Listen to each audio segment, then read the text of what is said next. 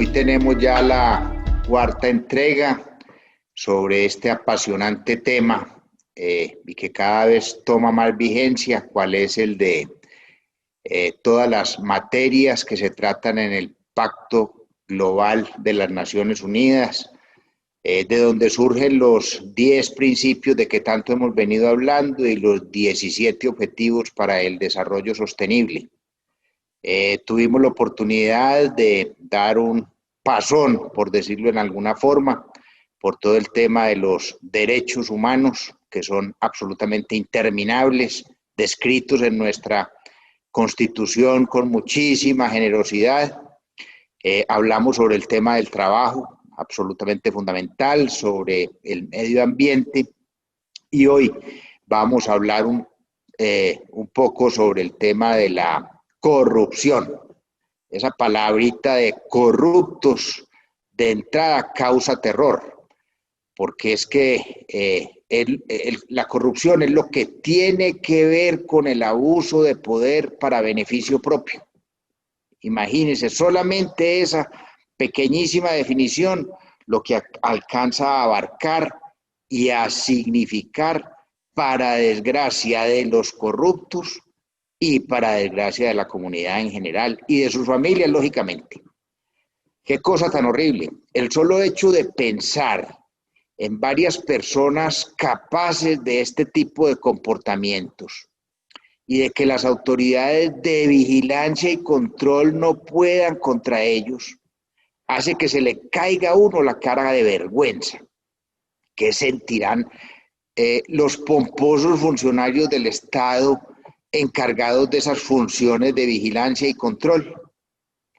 Se deben de sentir absoluta y totalmente frustrados y con pena de lo ineficientes en el manejo de sus poderosas dependencias, que entre tantos y supuestamente especializados y además pagados, muy bien pagados, no sean capaces de vigilar, controlar y denunciar a los corruptos en los temas de vigilancia y control administrativo, político, fiscal y disciplinario.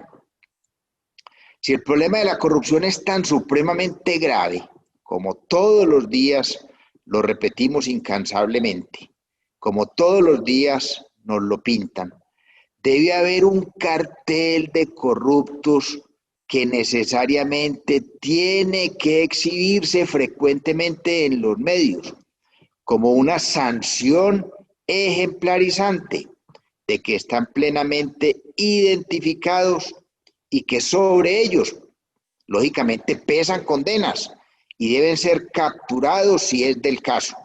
O sea, estamos hablando de los corruptos que ya han sido condenados, porque hay muchísimos aparentes corruptos que sus procesos están en trámite y ojalá se agilicen y se resuelvan sobre los mismos. A mí, pues, personalmente, me parece, con todo respeto, que en Colombia no estamos sabiendo contabilizar la corrupción. Yo no entiendo por qué no se reúnen las poderosas entidades como la Fiscalía, la Procuraduría, la Personería, o las Personerías, mejor, las Procuradurías, las Contralorías, los jueces y los magistrados, y definen cómo contabilizar ese tema de la corrupción para poder publicitar y someter al escarnio público disuasivo requerido para vencer a la corrupción. Es que si no mostramos a los corruptos que han sido condenados en sus pilatunas y los seguimos manteniendo ocultos, no vamos a poder avanzar. No tener esa contabilidad de los corruptos y mantenerlos invisibles, hace que no prospere la lucha contra la corrupción y terminamos de cómplices de la corrupción, impotentes, absolutamente impotentes. Imposible que en un país como el nuestro no tengamos los elementos para construir ese listado de corruptos, para que todos podamos estar alertas a sus actuaciones.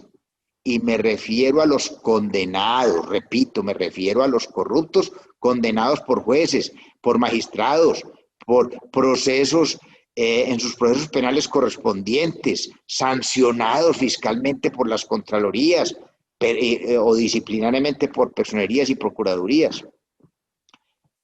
Ellos, todas estas pomposas entidades, tienen esos listados y tienen que hacerlos públicos y tienen que hacerlos de conocimiento general para que la gente con tendencia a esa aburridorcísima práctica y perjudicial práctica se abstenga de seguir en esas conductas y sirva de ejemplo para que otros también se abstengan de hacerlo. Esto solo pondría en la picota, no solamente pondría en la picota pública a esos nefastos personajes como los verdaderos enemigos de la sociedad, los verdaderos enemigos del interés general y los verdaderos enemigos del buen comportamiento, que es lo que nos debe distinguir a todos y cada uno de los colombianos, y más en estos momentos difíciles de pandemia, de corriente de la niña, con unas consecuencias de un invierno devastador que está poniendo en cansas prietas a cantidades de personas. Para nadie es un secreto que las autoridades de vigilancia y control en Colombia pululan. Es que las hay del orden nacional, del orden departamental, del orden municipal. Mejor dicho, no tendría sentido ni siquiera decir que la corrupción nos tiene dominados. Frente a tantas autoridades de vigilancia y control, es que son varios millones de funcionarios públicos que trabajan en esas entidades. No tiene sentido decir que nos tiene dominada la corrupción, porque entonces, ¿qué están haciendo estos millones de funcionarios de estas entidades frente a esta y muchísimas otras situaciones? Yo no sé, repito, cuántos millones de colombianos trabajan en las poderosas entidades. Voy a investigarlo. De vigilancia y control. Son muchos. Son más de 2, 3 millones de personas. A eso súmele además pues las veedurías ciudadanas que se han venido configurando para poder estar alertas frente a las actuaciones de los funcionarios públicos y posibles desvíos o robos de dinero de la comunidad. Súmele la cantidad de consejos municipales, son 1000 y punta de municipios, 1000 y punta de consejos municipales, las asambleas departamentales, congresistas, Senado y Cámara, que eso es un tropel de gente, además de sus tropas costosísimas de UTLs para poder adelantar las investigaciones y trabajadores y trabajos correspondientes. Supuestamente todos haciendo control político permanente. Yo me niego a creer que ya ni siquiera se les tenga miedo a estas entidades y se actúe por encima de ellas. No, señor, que saquen los listados y los consoliden, porque es que otra forma de persistir en la lucha contra la corrupción tiene que ver con los temas del control previo y del control posterior y selectivo. Yo creo que es que se enredaron, las contralorías municipales y departamentales se enredaron.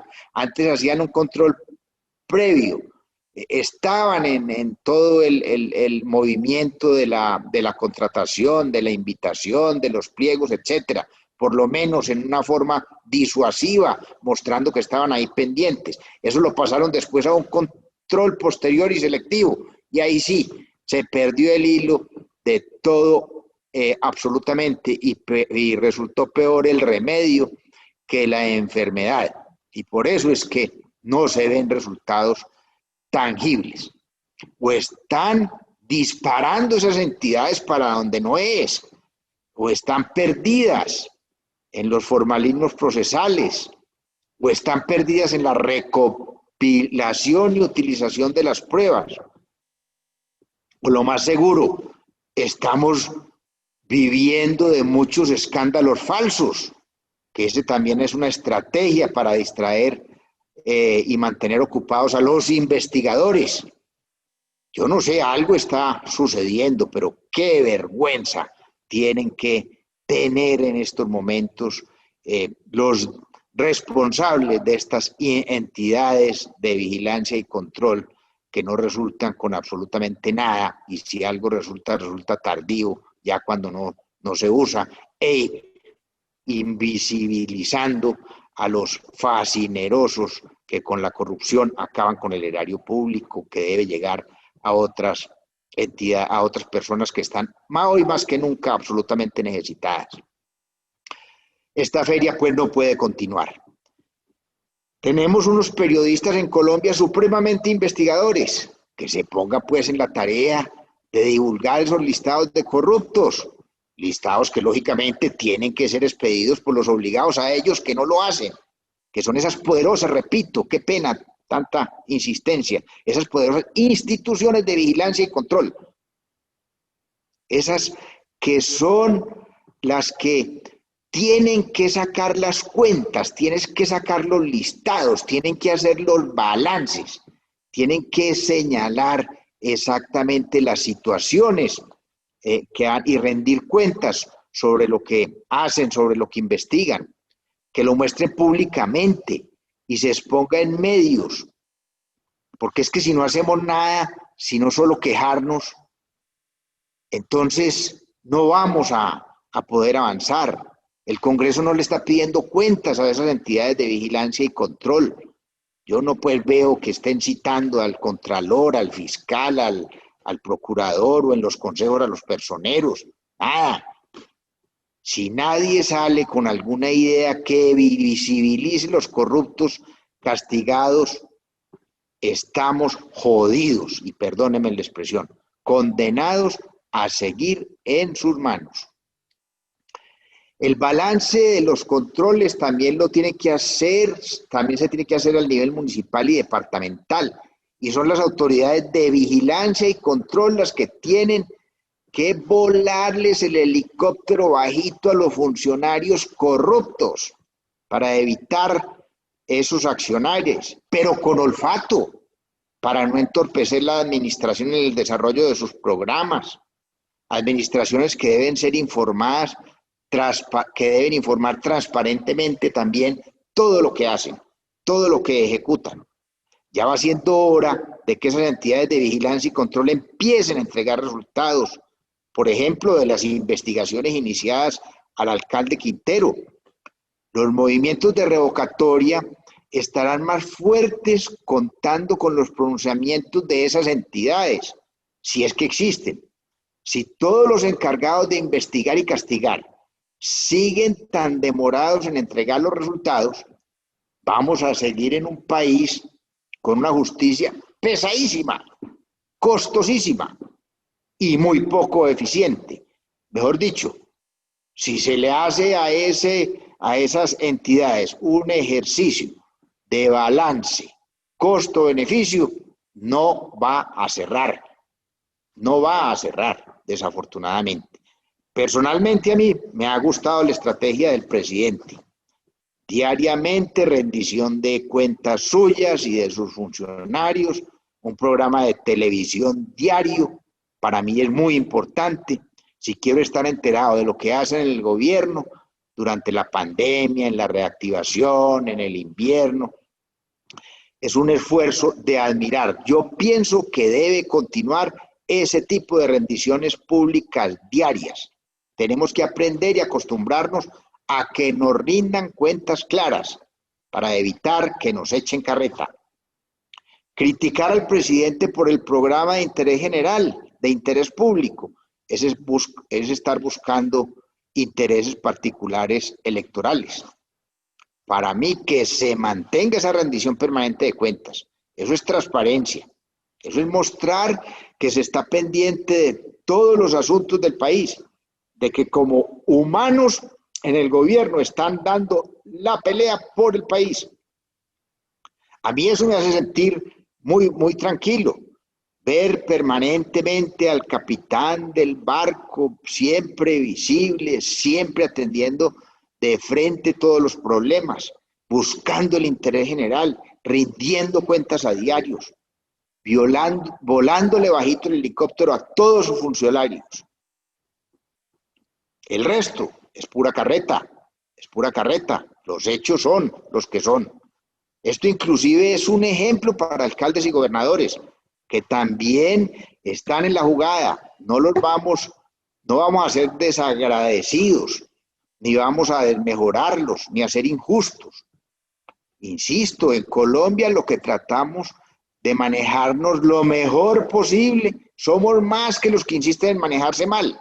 Y por eso hay que identificarlos y hay que publicarlos. Y tenemos todos los medios que nos permitan esta estrategia propuesta.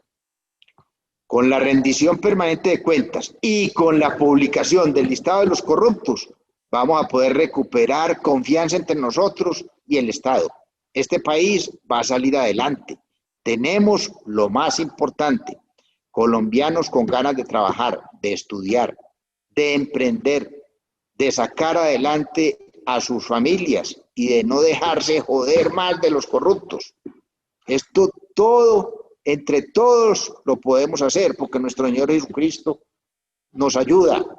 Pongámonos solamente a pensar lo que están sufriendo millones de familias azotadas por el invierno, azotadas por la pandemia, azotadas por el desempleo. Millones de personas que salen a primera hora de la mañana al rebusque sin un bocado de comida, sin poder entrar en un baño decente, a buscar la aventura en la calle y muchísimas veces regresando sin poder llevar nada a la casa. Tenemos que ser muy, muy solidarios, tenemos que ser muy colaboradores y tenemos que obligar en alguna forma para que las entidades de vigilancia y control saquen los listados de los corruptos, publiquen los listados de los corruptos, nos pongan sobre alerta, demuestren que todo lo que se ha invertido en ellos lo están retribuyendo en controlar a los fascinerosos que se quedan con las platas de los colombianos, que hoy más que nunca necesitamos en estas dificultades. Hay dos datos que a mí me dejan triste y son a nivel mundial, habría que traslaparlos al nivel Colombia. ¿Cómo es posible que en el mundo existan, dizque 2.200 millones de habitantes sin posibilidad de acceso al agua potable y 4.400 millones de habitantes que no pueden contar con un baño decente? Eso es prácticamente increíble. Traslapando esas cifras a Colombia hay que buscarles cuál es el resultado, pero deben ser al igual varios millones de colombianos que no tienen acceso al agua, varios millones de colombianos que no tienen acceso a un baño, que no tienen acceso a un techo, que no tienen acceso a una salud, que no tienen acceso a una educación, a pesar de toda la lucha que a nivel mundial y nacional se viene librando de años atrás, inclusive los países juntos a través del Pacto Global de las Naciones Unidas, con el manejo de estas 4 materias, de los 17 objetivos para el desarrollo sostenible.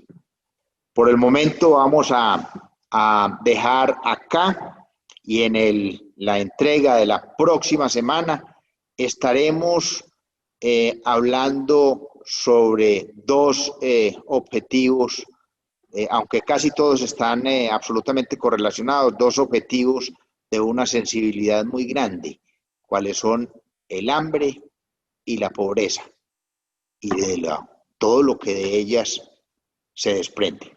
Muchas gracias.